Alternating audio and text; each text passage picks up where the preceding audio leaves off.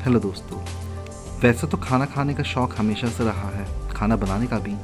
और इसी शौक़ को पूरा करने के लिए मैं पहुंच गया हबीबी रेस्टोरेंट, जो कि दुर्गम चेरुवू के मेट्रो स्टेशन के जस्ट नीचे में है। वैसे बहुत ही इंटरेस्टिंग रेस्टोरेंट है, क्योंकि यहाँ पर बहुत कुछ नया नया चीज़ देखने को मिला। मुझे तो खाना था मंदी, क्योंकि पहली बार चख रहा था। बहुत सुना था इसके बारे में, और इसीलिए मैं पहुंचा मंदी के बूट में।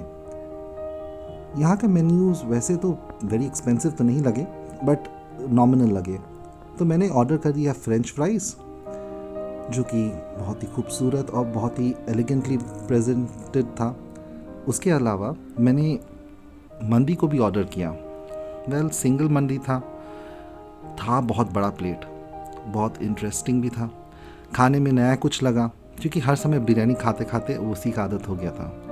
But taste wise was okay, but I'd prefer biryani. And to be very precise, it was a bit too much for me to eat. It was delicious, but thought that something else could have been added.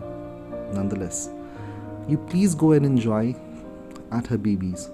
Thank you.